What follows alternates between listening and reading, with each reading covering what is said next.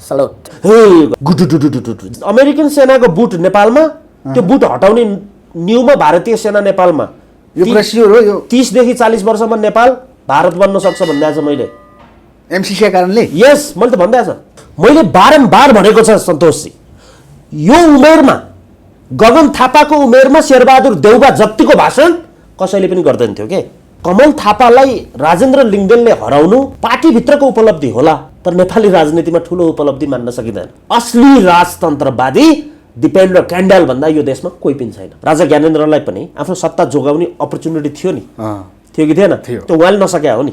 पार्टीले राजा ल्याइदिने राजाले पार्टीका मान्छेलाई पछाडि राखेर हिँड्न सक्ने राजा हुनु पर्यो। देश विकास गर्छु भन्ने आइडियोलोजी दिनु पर्यो। आवाजको लागि भाषणको लागि पुस्तान्तरण हो कि एजेन्डाको लागि पुस्तान्तरण? कुन चाहिँ युवा पुस्ताले महाधिवेशनमा शिक्षा नीति यो बनाउने भनेर भाषण गर्यो? कुन चाहिँ युवा पुस्ताले त्यति धेरै बाहिर गएर काम गर्नेलाई यसरी हामी ल्याउँछौँ भनेर भाषण गर्यो? पुस्तान्तरणले देश विकास हुँदैन। यो देशमा टेक्नोक्रेटिक गभर्नमेन्ट चाहिन्छ। प्रचण्डजी गलत भए पनि, केपी शर्मा ओलीजी गलत भए पनि, शेरबहादुर देउबा गलत भए पनि उहाँहरूको आँखामा राज संस्था ठिक चाहिँ होइन है भन्ने कुरा हो मेरो चाहिँ। हिमालबाट पानी बगिराखेको छ, हाइड्रो पावर देशको आवश्यकता हो नि। मुस्ताङमा हावा चलिराखेको छ, विन्ड मिल देशको आवश्यकता हो। तराईमा उर्वर जमिन छ, कृषि देशको आवश्यकता हो। जबसम्म जनताको मनसँग जोडिने एजेन्डा मान्छेले हिट गर्दैन पोलिटिक्समा मुभमेन्ट हुँदैन। सपोर्टिङ एजेन्डालाई तपाईँले एनालाइसिस गर्नु भएन भने माओवादीको अनुसारको एजेन्डा हुन्छ राजेन्द्र लिङ्गदेनको। विकल्प प्रचण्डको विकल्प अर्को मान्छे उमेरको आधारमा राख्ने हो भने त राख, तर क्यापासिटीको आधारमा अर्को मान्छे हुँदैन। युएसको पासपोर्टमा धर्मको कुरा किन नलेख्या? राजनीतिक रूपमा अमेरिकाको हस्तक्षेप नेपाललाई धेरै ठुलो महँगो पर्छ। राज संस्था भएर हुन्छ के? राज संस्थावादीलाई जाने आउने भेट्ने यताउता ताल परे पनि राजदूत यताउता सबै हुन सक्छ। देशले चाहिँ के पाउँछ? तर म भन्दैछु राप्रपाले राजा फर्काउन सक्दैन। दिपेन्द्र कणेलजी स्वागत छ लेख्दा TV Nepal. Thank you so much. आरामै हुनुहुन्छ? अल राइट, ठिक छु। धेरै लामो समयमा ग्याप हुनुभयो। धेरै जनता दर्शकलाई थाहा छ, हजुरलाई मन पराउने देश विदेशमा रहेका नेपालीहरूलाई। त्यो सँगसँगै बिचमा विभिन्न राजनीतिक परिवर्तन भए। हजुरका विश्लेषणका कुराहरूलाई विभिन्न व्यक्तिहरूले मन पराएका कुरा, कसैले मन नपराएका कुरा तपाईँलाई थाहा छँदै हुँदाहुँदै बिचमा ग्याप हुँदाखेरि धेरै परिवर्तन भयो नेपालमा राजनीतिका, जसमा पार्टीगत हिसाबमा पुस्तान्तरणै हुने क्रममा पनि राजेन्द्र लिङ्गदेन जस्ता व्यक्तिहरू आउनुभयो, जित्नुभयो। उहाँले कमल थापा जस्ता परास्त पारिदिनु भयो। जबकि हिजोसँग पनि कमल थापाजी रोदन गरिनु भएको छ त्यही कुराले गर्दाखेरि। के अब देशमा सुशासन समृद्धि राजेन्द्र लिङ्गदेन जस्ता अथवा अलि फेरि जोड्छु गगन थापा जस्ता आउँदाखेरि भइरहेको छ, अब हुने सम्भावना छ, काँचुली फेर्छ अथवा के लागिरहेछ? कस्तो इम्पोर्टेन्ट लिङ्क गरेर क्वेसन सोध्नु भयो। यो त 3-4 पाना नै भरे नि जस्तो स्टाइलको क्वेसन आयो हजुरको। राजेन्द्र लिङ्गदेनको सक्सेस कार्यकर्ताको सक्सेस हो, देशको सक्सेस होइन। उहाँले कमल थापालाई हराउनु भएको हो। कमल थापालाई नेपाली जनताले पहिल्यै हराइसकेका हुन्। अर्थात् 62-63 को जनआन्दोलनपछि देश गणतन्त्रमा अगाडि बढ्यो। गणतन्त्रले देशमा काम गर्दैन, राजा सहितको राज संस्था हुन पर्दो रहेछ भन्ने कुरा पछि बुद्धि आउने पात्र कमल थापा हो। पछिल्लो पटक पछि बुद्धि आउने। कुनै पनि राजतन्त्रवादी गणतन्त्रमा गएर मन्त्री बन्न पाइँदैन। त्यो एन्टी पोलिटिकल एथिक्स हो। नेपाली जनताले मलाई लाग्छ 25 सिट 2070 को अराउन्ड हो कि 64 मा हो थाहा भएन, त्यति बेला पनि नेपालमा सही सम्मान गरेको भोटबाट। त्यो भोटको रक्षा उहाँले नगर्दिँदा अहिले राप्रपाको एउटै सिट राजेन्द्र लिङ्गदेनको होला। त्यसकारण कमल थापालाई राजेन्द्र लिङ्गदेनले हराउनु पार्टीभित्रको उपलब्धि होला, तर नेपाली राजनीतिमा ठुलो उपलब्धि मान्न सकिँदैन। तर धेरैले आशा गरेका छन् नि त। एउटा कुरा अथवा कमल थापाको हराइलाई एउटा कुरा त्यहाँ राखौँ। दोस्रो कुरा युवा नेताका कुराहरू गर्नुभयो पार्टीमा, स्पेसली नेपाली कांग्रेस नै जोड्नुहुन्छ। मैले बारम्बार भनेको छ सन्तोषजी, यो उमेरमा गगन थापाको उमेरमा शेरबहादुर देउबा जतिको भाषण कसैले पनि गर्दैन थियो के वास्तविकता हो यो यो बुझ्नु न विश्व प्रकाशजीको उमेरमा देउबाको भाषणको अगाडि यो केही पनि होइन अहिले त उहाँको जिब्रोको कारण छ उहाँको इन्टरनेसनल डिप्लोमेसीमा उहाँले बोल्ने इङ्ग्लिसका कुराहरू चाहिँ अहिले पो बुझिँदैन त नेपाली कङ्ग्रेसको सभापति नहुँदा राजाले सक्षम मानेर ल्याएर प्रधानमन्त्री बनाएको कङ्ग्रेसमा अर्को पात्र चाहिँ को छ मलाई देखाउनुहोस् तर पछि असक्षम भनेर हटाउनु त हुने हुन् नि फेरि कतिपटक भन्नुभयो त जो बन्छ त्यो त हट्छ नि बनेपछि त हट्ने टाइम न हो गोकुलजीले भन्नुहुन्थ्यो नि हजुर जन्मेको दिन यहाँ आउनुभयो भने जस्तो बन्दा ताली भनेपछि ताली लगाउँदा नै थाहा हुनु पर्यो कि त्यो मान्छे हट्दैछ समयक्रममा त हट्छ नि त त्यसकारण मेरो कन्सर्न के हो आवाजको लागि भाषणको लागि पुस्तान्तरण हो कि एजेन्डाको लागि पुस्तान्तरण हो कुन चाहिँ युवा पुस्ताले महाधिवेशनमा नेपालको शिक्षा नीति यो बनाउने भनेर भाषण गर्यो कुन चाहिँ युवा पुस्ताले बाहिर जाने त्यति धेरै बाहिर गएर काम गर्नेलाई यसरी हामी ल्याउँछौँ भनेर भाषण गर्यो र त्यो गर्न पनि सक्दैनन् त्यसकारण मेरो कन्सर्न के हो भने म पनि विद्यार्थी राजनीतिबाट आएको व्यक्ति हो गगन थापाजी त्रिचन्द्र म थापथली नलेज कोसँग के छ भन्ने कुरा नेपाली जनताले चिन्नुपर्छ भाषणले हुँदैन काङ्ग्रेस के बनाउने शुद्ध राम्रो देखिने बुझिने त्यो भने के हो त्यो भने चाहिँ के हो त्यो इकोनोमिक डेभलपमेन्टका कुराहरू कुन नेताले गर्न सक्छ आज कुनै पनि पार्टीमा त्यो भएर मैले बारम्बार भनेको छ पुस्तान्तरणले देश विकास हुँदैन यो देशमा टेक्नोक्रेटिक गभर्नमेन्ट चाहिन्छ कतिजना इन्जिनियरले चुनाव जिते नेपाली कङ्ग्रेसलाई सोध्नुहोस् गएर भन्नुहोस् त्यहाँ मलाई नजिताऊ म कङ्ग्रेस होइन कङ्ग्रेसका कतिजना इन्जिनियरले चुनाव जिते मलाई आन्सर दिनुहोस् न सन्तोषजी कतिजना इन्जिनियरले चुनाव जित्यो एमालेमा कतिजना इन्जिनियरले चुनाव जित्यो राप्रपामा अनि बन्छ देश दिपेन्द्र कण्डेललाई पद चाहिएको छैन दिपेन्द्र कण्डेल इन्जिनियरको नाममा राजनीति गर्दैन किनभने मभन्दा क्वालिफाइड धेरै इन्जिनियर्सहरू छन् यो देशमा बाहिर पनि त्यसो भए लिङ्कदिन जस्ता मान्छेको म भन्दैछु। एजेन्डा ठिक छैन त म भन्दैछु तपाईँलाई कमल थापै म चाहिएको हो भन्दैछु अहिलेका 3वटा महाधिवेशनको पार्टीमा कुनै पनि देश सी जिनपिङ आज इन्जिनियर हो मैले बारम्बार भनेको छ टेक्नोक्रेटिक गभर्नमेन्ट भनेको छ जुन पार्टीले इन्जिनियरलाई चिन्न सक्दैन त्यो पार्टीले देश बनाउँछ आफ्नो इन्जिनियर राख न मलाई के फरक पर्छ कङ्ग्रेसकै इन्जिनियर राख न पार्टीमा मलाई के फरक पर्छ एमालेकै इन्जिनियर राख न पार्टीमा महाधिवेशनमा जिताऊ मलाई चाहिँ के फरक पर्छ तर त्यो काम यिनीहरू किन गर्दैनन् 1919बाट 1919 देखि 1931 अराउन्डको टेक्नोक्रेटिक मुभमेन्ट युनाइटेड स्टेट्स र क्यानाडाको पछि जर्मनीको पछि रसियाको मोडल पछि चाइनाको मोडल माओको कुरा आउँछ टेक्नोक्रेसी यहाँ किन आउँदैन माओको सिद्धान्त यहाँ हुँदाखेरि सी जिनपिङ जस्तो इन्जिनियर पनि त हुनु पर्ला नि त फेरि माओ हुँदाखेरि हुनुपर्छ कि पर्दैन त्यसो भए लिङ्कदिनजीले राजा र राजसंस्थाको कुरा गर्दा प्रचण्डहरू किन तर्सिए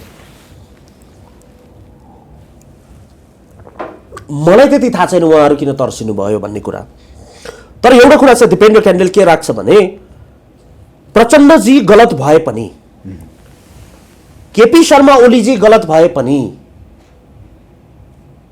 शेरबहादुर देउबा गलत भए पनि उहाँहरूको आँखामा राज संस्था ठिक चाहिँ होइन है भन्ने कुरा हो मेरो चाहिँ त्यसमा के ठिक त कुरा बुझ्नु भने मैले भनेको व्यवस्था ठिक हुने भए त देश पनि बन्थ्यो होला के हुन्थ्यो होला हुन त सबैले भन्छन् म पनि चोरै हो भन्ने कुरा नै भयो किनभने यो इम्प्रेसनै भयो त्यो भएर म पोलिटिक्समा आउन डराउने कारण पनि त्यो हो राजनीतिमा तर मेरो विश्लेषणका 3वटा पार्ट हुन्छन् यो कुरा सबैले याद गर्नुपर्छ जस्तो लाग्छ सन्तोषजीले पनि बुझ्नुहुन्छ एउटा म सामाजिक अभियन्ता होइन। भनेको समाजमा के चलिरहेछ त्यसको आवाज निकाल्नेलाई सामाजिक अभियन्ता भन्छ। अर्थात् कुनै पोलिटिकल कुरा आयो, यसले समाजमा के इफेक्ट गरेको छ। अर्को रह्यो राजनीतिक दलको एजेन्डा के छ, त्यो पनि मिक्स गर्छु मैले बोल्दाखेरि। समाजले यो भन्यो भन्दैमा म कुद्दिनँ, राजनीतिक दलहरूले के भनेका छन् र नेपालको आवश्यकता के हो, तीनवटा कुरा।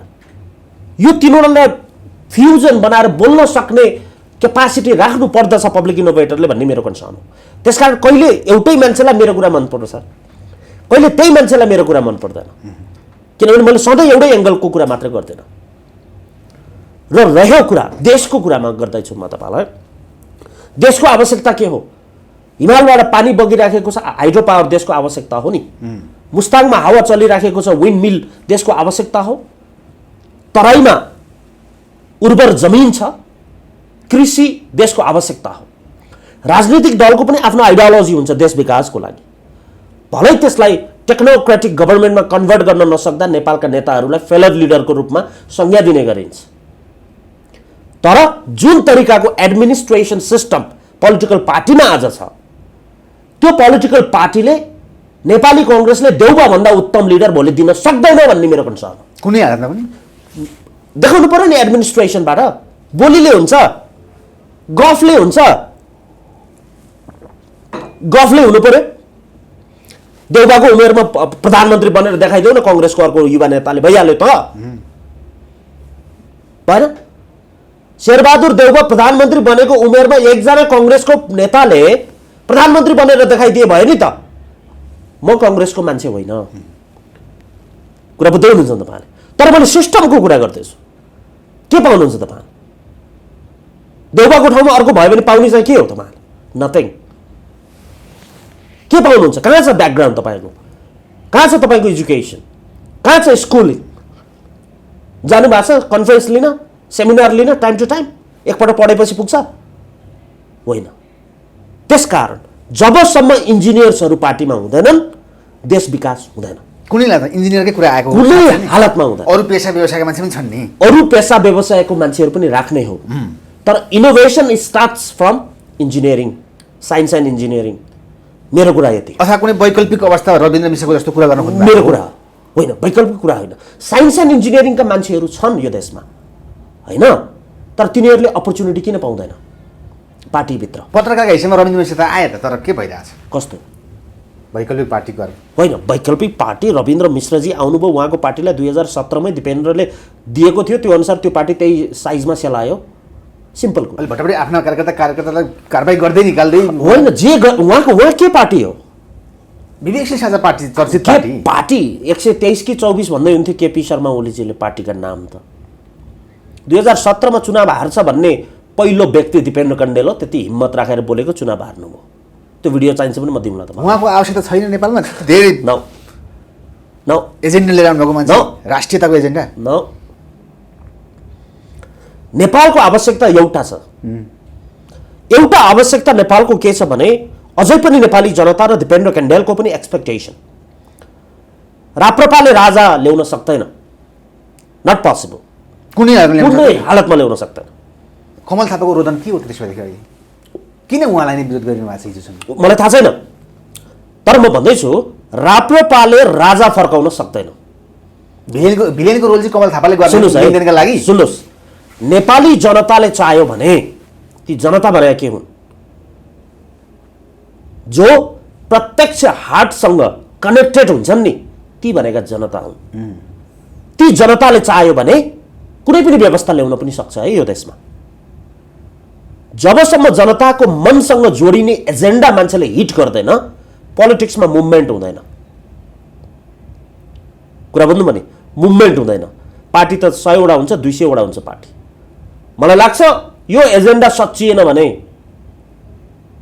राजेन्द्र लिङ्गदेनको पार्टीको एजेन्डा जो राज संस्था छ, यो सच्चिएन भने अब आउने चुनावमा धुलो चटाइदिन्छन् गणतन्त्रवादीले।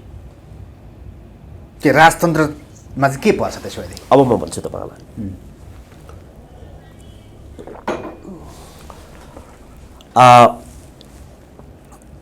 नेपालमा भएका लिडरहरू मध्ये सबै लिडरमा केही न केही क्वालिटी छ, उहाँहरूले बोकेको एजेन्डाहरू केही न केही राम्रो छ, बुझ्नु भने। जस्तो म हजुरले त्यही विषयवस्तु गर्नुभएको भएर अहिलेको एकदम हट टपिक पनि हो राजेन्द्र लिङ्गदेनको राम्रा कुराहरू। वर्गको आधारमा आरक्षण, सलोट, त्यो हो नि त तरिका। 100% सलोट। सिम्पल। संघीयता नट पोसिबल। मैले 2017 मा नि भनेको छ प्रेस कन्फरेन्समा,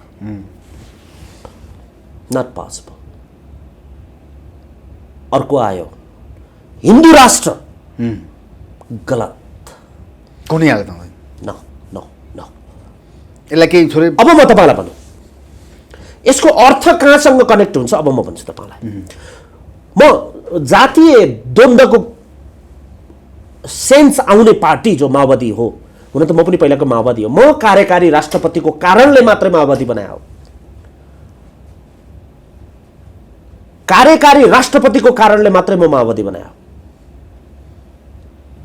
कुरा भन्नु भने एजेन्डा एउटा राम्रो देखिन्छ, सपोर्टिङ एजेन्डालाई तपाईँले एनालाइसिस गर्नु भएन भने माओवादीको अनुसारको एजेन्डा हुन्छ राजेन्द्र लिङ्गदेनको। अर्थात् कार्यकारी राष्ट्रपतिको मागमा तपाईँ अगाडि सर्नुहुन्छ, पछि त्यहाँ जातीय राज्य बनाएको छ, सङ्घीयता बनाएको छ, धर्मनिरपेक्षता बनाएको छ, बुझ्नु भने। माग के एउटा त राम्रो छ नि त, अरू माग देश सुहाउँदो भएन। एउटा मागसँग मात्रै पछि लाग्न मिल्दैन। कनेक्टेड मागहरू हजुरले हेर्नु सन्तोषजी, कनेक्टेड मागहरू के चाहिँ पुरा भयो यो देशमा, लास्टमा हजुरको कार्यकारी राष्ट्रपति पनि यो देशमा पुरा भएन। अब यता जातको कुरा, जात खलबलियो कति बेलाबाट भन्दा त्यति बेलाबाट। अब मानिलिनुहोस् जातको आधारमा आरक्षण होइन, वर्गको आधारमा हो, ठिक छ।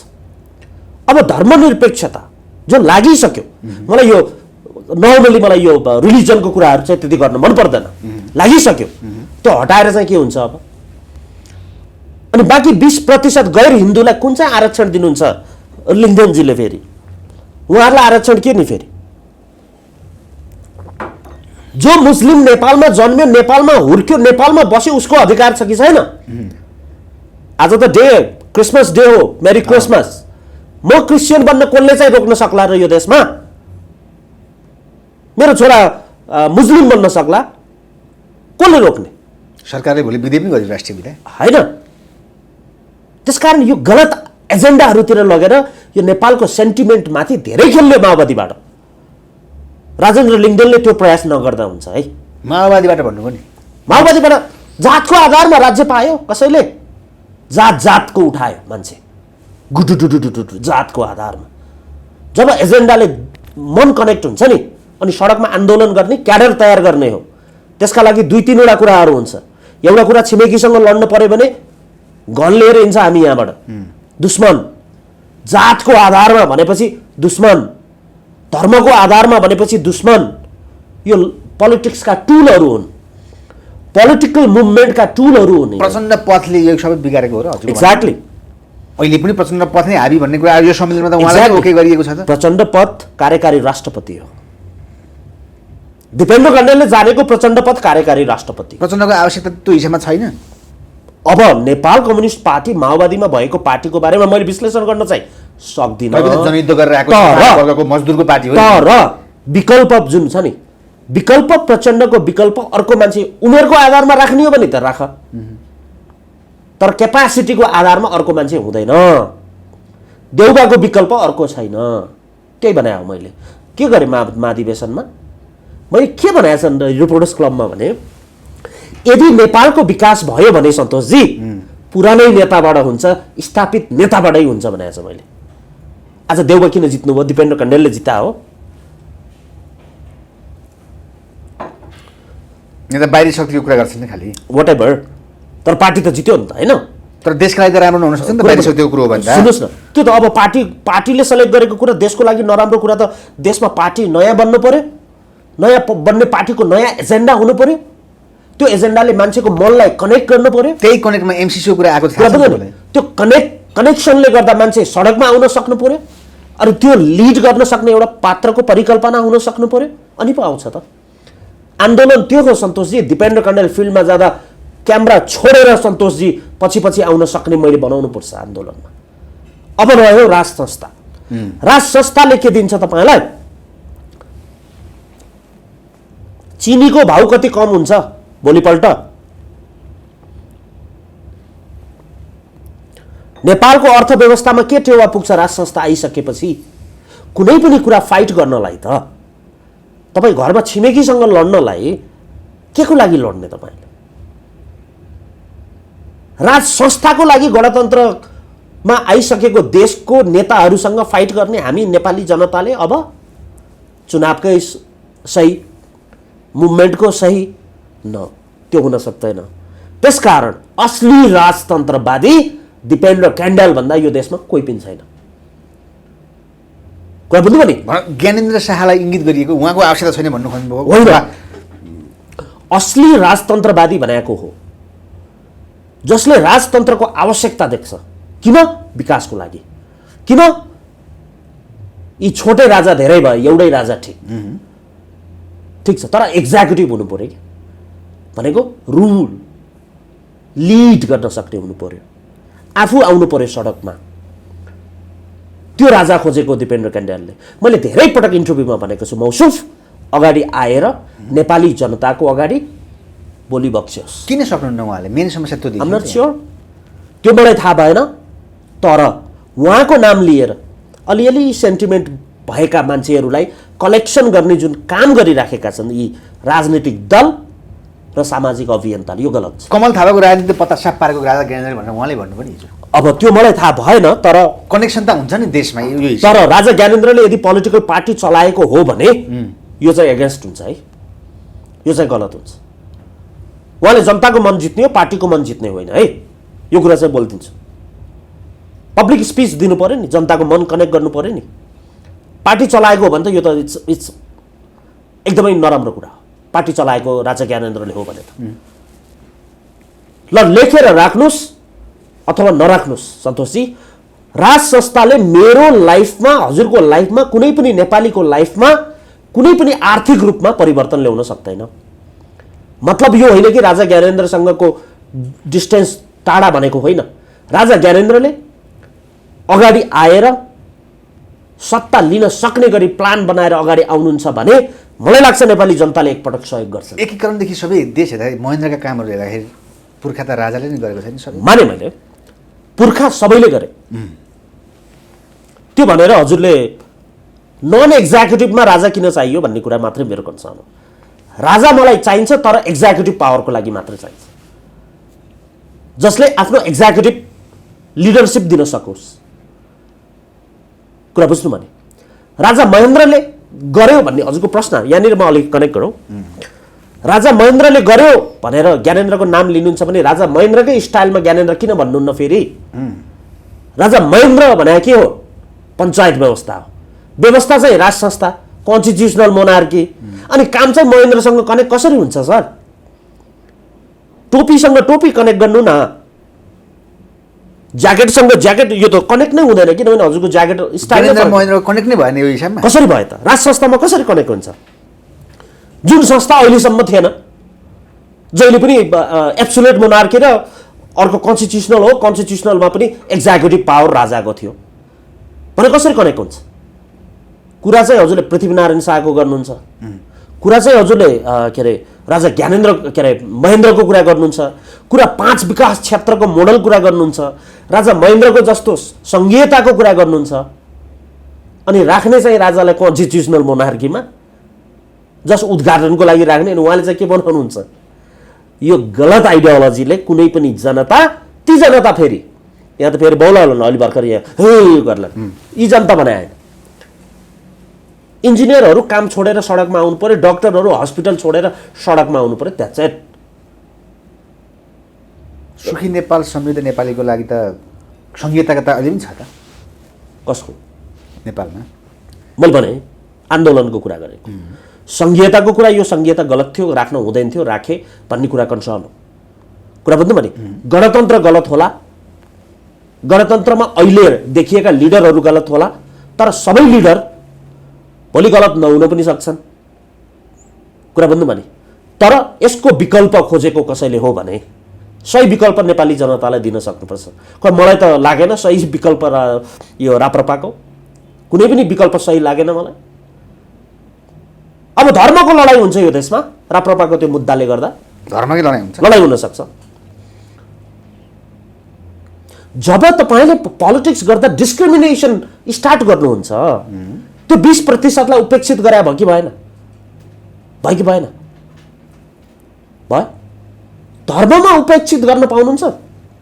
मसँग आइडी त छैन, मलाई कुन युएसको पासपोर्टमा धर्मको कुरा किन नलेखा? नेपालको पासपोर्टमा धर्म किन नलेखा सन्तोषजी? नेपालको नागरिकतामा तपाईँ लिङ्ग त छुट्टियो होला, धर्म चाहिँ किन नछुट्याएको? जात चाहिँ किन नछुट्याएको? यी राजनीति गर्ने टुलहरू होइन के, जातको आधारमा राजनीति गर्ने होइन, धर्मको आधारमा राजनीति गर्ने होइन, कुनै व्यक्ति राम्रो थियो भनेर राजनीति गर्ने होइन, आफ्नो आइडियोलोजी अगाडि सार्ने हो। के हुन्छ यहाँ देखाउनुहोस् मलाई। प्रत्यक्ष निर्वाचित प्रधानमन्त्रीमा को एकजना इन्जिनियर छैन कुनै पार्टीमा? राजेन्द्र लिङ्गदेनजीले कतिजना इन्जिनियरलाई सेलेक्ट गर्नुभयो? शेरबहादुर देउबाजीले कतिजना इन्जिनियर मलाई चाहिएन, मैले बारम्बार भनेको छ कि अरे बाबा इन्जिनियर त चाहिएला नि देश बनाउन। डाक्टर बाबुराम भट्टराई त आउनुभयो नि विभिन्न हिसाबले होइन? कहाँ उहाँ इन्जिनियरको कुरा गर्नुभएको, इन्जिनियर पनि हो, पिएचडी पनि गर्नुभएको हो। अब उहाँको एजेन्डा के थियो के थिएन, तर आर्थिक रूपमा चाहिँ नेपाली जनतालाई जुन अपेक्षा मैले राखेको थिएँ उहाँसँग त्यो चाहिँ अलि मिट भएन। अपेक्षा जुन मैले राखेको थिएँ आर्थिक रूपमा, किनभने अलिकति इन्जिनियरिङ पढेको व्यक्तिले अलिकति प्लानिङ गर्ने कुरामा गरेको थिएँ। बढी उहाँ पोलिटिकल मुभमेन्टतिर बढी भयो, उहाँको इकोनोमिक मुभमेन्टमा अलिकति समय नपुगेर पनि हुनसक्छ गर्न पाउनु भएन कि के भयो, त्यो आफ्नो कुरा होला। त्यो अब त्यो उहाँको पार्टी अब के गर्छ आफ्नो कुरा हो, तर अपर्च्युनिटी थियो उहाँलाई गर्न, उहाँले पाउनु भएन, किन पाउनु भएन भन्ने कुरा रहेन, अपर्च्युनिटी थियो। अझै पनि छ नि, जस्तै राजा ज्ञानेन्द्रलाई पनि आफ्नो सत्ता जोगाउने अपर्च्युनिटी थियो नि, थियो कि थिएन? त्यो उहाँले नसके हो नि, कसले नसके हो? स्वयं उहाँ हो। विदेशी आएर गराए त होइन होला, विदेशीका मान्छे त नेपालमा आएनन् होला, उहाँले नसके होला नि त। मानिलिनुहोस् गणतन्त्र गलत रहेछ भने राजतन्त्र हो यसको विकल्प। गणतन्त्रको विकल्प राजतन्त्र हो, कन्स्टिट्युसनल मोनार्की होइन। यो कुरा नेपालीले बुझ्छन्, किनभने यो कनेक्ट हुँदैन के सर, यो कनेक्ट नै हुँदैन यो मुद्दा। आरक्षणको कुरा छ, त्यो कुरा सरकारमा गएर निवेदन बुझाएर पनि गर्न सकिन्छ आरक्षणको कुरामा, तर हिन्दू राष्ट्रको लागि जातीय द्वन्द्व यो देशमा स्टप भएको छ। अब धार्मिक द्वन्द्व यो देशमा गराउने काम चाहिँ बन्द गर्नुपर्छ। यति चाहिँ नेपाली जनताले बुझ्नुपर्छ। मेरो धर्म के हो म तपाईँलाई किन भनौँ, त्यो भन्ने कुरै होइन नि। किन भन्नु? त्यसो भए नि महत्त्वपूर्ण कुरा छ नि, यी सबै कुरालाई अगाडि बढाउने क्रममा मलाई भन्दैछु पोलिटिक्स भनेको धर्मका कुराहरू गर्न हुँदैन। मलाई कुन चाहिँ प्राइम मिनिस्टर यो देशको मलाई त कुन धर्मको भनेर सोध्न सक्ने हैसियत राख्छ। द्याट्स माई पर्सनल, मेरो आफ्नो इच्छा हो। बुझ्नु भने कुन जातको हो भन्न पाइँदैन, कुन धर्मको हो भन्न पाइँदैन। त्यसकारण मलाई कता कता शङ्का लागिराखेको छ क्या, यो एजेन्डा गलत भएको देख्दाखेरि। राजतन्त्र हो भने राजतन्त्र, राजा ल्याउने हो भने, तर त्यो पार्टीले राजा ल्याइदिने होइन, राजाले पार्टीका मान्छेलाई पछाडि राखेर हिँड्न सक्ने राजा हुनु पर्यो।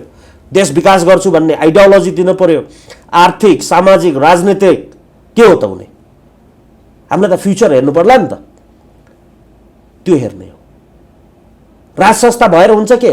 राज संस्थावादीलाई जाने आउने भेट्ने यताउता ताल पऱ्यो भने राजदूत यताउता सबै हुनसक्छ। देशले चाहिँ के पाउँछ? Nothing. We not gonna get anything. Constitutional मोनार्कीले के पनि दिँदैन। अन्तिम प्रश्न गरौँ हजुरलाई। महत्त्वपूर्ण यी सबै कुरा गर्नलाई महत्त्वपूर्ण कुरा एमसिसी जोडिएको छ नि, यसमा के भन्नु छ हजुरले, के लागेको छ? एमसिसीको अस्ति मैले कुरा गरेको थिएँ, एमसीसी को बारेमा त हेर्नुहोस् दिपेन्द्र कण्डेलले आफ्नो एजेन्डा राख्ने हो यो एजेन्डा अरूलाई मनपर्छ भन्ने जरुरी छैन तर मेरो स्ट्यान्ड के हो मेरो फ्यामिलीलाई मैले कन्भिन्स गरेर मेरो फ्यामिलीको तर्फबाट यो है एमसीसी म दिपेन्द्र कण्डेललाई यति पैसा दिन्छु चाहिन्छ भन्दै भने पनि मैले भन्दिनँ चाहिँदैन नेपाललाई मैले चाहिँ भन्दिनँ देश विकासको कुरा सुन्नु गर्ने न, विकासलाई आउने अनुदान तपाईँ किन नमान्ने होइन छोड्नुहोस् मैले चाहिँ मान्दिनँ मेरो कुरा चाहिँ अब म राजनीतिमा त छैन होइन म पावरमा छैन मैले गरेर पनि हुँदैन मैले नगरेर पनि हुँदैन तर तपाईँले मेरो कुरा सुन्नुभयो भने यति पैसा दिन्छु यो राम्रो छ भन्दै भने पनि दिपेन्द्र कण्डेलले चाहिँ भन्दैन राम्रो भन्दैन कुनै हालतमा दिपेन्द्र कण्डेलले नेपाललाई चाहिन्छ भन्दैन नेपाल पास हुन लागिसक्यो नि यहाँ त त्यो गर्न दिनुहोस् हुन्छ मैले बोलेर त्यस्तो कुरा भन्ने कुराहरू रहेन पास चाहिँ हुन्छ होला जस्तो लाग्छ मलाई कतिका टाउका फोडी यही नाममा फोडिराखेका छन् होइन टाउका फुट्न सक्छ किनभने यो पोलिटिकल पार्टीमा जो लिडरसिपहरू अहिले छ माथि उहाँहरू यो पोलिटिसियन भनेको टाउका फुटे पनि केही फरक पर्दैन क्या सर पोलिटिसियनहरूमा तपाईँको पोलिटिसियनमा त्यो एउटा नेचर हुन्छ जस्तो कति मान्छे मरे 17,000 किन मरे एउटा मान्छेको रगतले तपाईँको मन चाहिँ किन पोलेन देशको क्रान्तिका लागि लडे भन्छ कुरा बुझ्नु होइन क्रान्तिका लागि मार्ने र मर्ने किन यो हत्या हिंसा गरेको त्यसमा पोलिटिक्समा यो कुराहरू सामान्य कुराहरू हो कुरा बुझ्नु भने एमसीसी पास नहुने र हुने उहाँहरूको कुरा हो तर दिपेन्द्र कण्डेलको स्ट्यान्ड एमसीसी नेपालले सकेसम्म राख्नु हुँदैन भन्ने दिपेन्द्र कण्डेलको पहिलेदेखिको बुझाइ कुनै कद छ 2-3टा नहुने कुरा 17वटा बुझा त मैले डिप्लोमेटिक लेटर बनाएर नै मैले हाम्रो झलनाथजीलाई दिएको छु जसमा इकोनोमिक आइडियोलोजीहरू बढी युज भएको छ जस्तो सस्टेनेबल डेभलपमेन्ट गोलको प्लान अनुसार अथवा 2015 देखि स्टप गर्नु पर्थ्यो अथवा 2030 देखि मात्रै एमसीसी राख्ने किनभने त्यति बेलासम्म एसडीजी को प्रोग्राम छ भन्ने यसरी मैले गरेको छु राजनीतिक रूपमा अमेरिकाको हस्तक्षेप नेपाललाई धेरै ठुलो महँगो पर्छ राजनीतिक रूपमा आर्थिक रूपमा पनि त्यो पैसाले केही बनेको देखाउला फोटो खिच्ला राख्ला ओहो भन्ला तर नेपाल त्यति गरिब हो जस्तो मलाई चाहिँ लाग्दैन नेपालले आफ्नो रिसोर्सेसहरू युज गर्ने हो तेस्रो कुरा यो एमसीसीमा भारत पनि जुटेको छ भन्ने मलाई शङ्का छ कि अमेरिकी सेनालाई बुटे बजारी हाल्ने हो हुने बित्तिकै मैले अस्ति भने त म अमेरिकन सेनाको बुट नेपालमा त्यो बुट हटाउने न्यूमा भारतीय सेना नेपालमा यो कुरा स्योर हो यो 30 देखि 40 वर्षमा नेपाल भारत बन्न सक्छ भन्दै छ मैले एमसीसी कारणले यस मैले त भन्दै छ अब नभन्ला दिपेन्द्र कण्डेलको मुखमा दुध्रभात नजाओस् यो गलत कुरा नहोस् यो देशमा तर डिजाइन मलाई ठिक लागिरहेको छैन किनभने भारतले पनि सपोर्ट गरिरहेको छ एमसीसीलाई तर सबै नेताहरू किन यही कुरामा अल्मलिए म भन्दैछु तपाईहरुलाई समस्या कहाँ छ अब सुन्नु न अमेरिकाले मात्र हो भने त एउटा कुरा थियो भारतले रिजेक्ट गर्न सक्थ्यो नि त भारतले नेपाललाई नली भन्न सक्थ्यो नि त खै भारतबाट अभिव्यक्ति पनि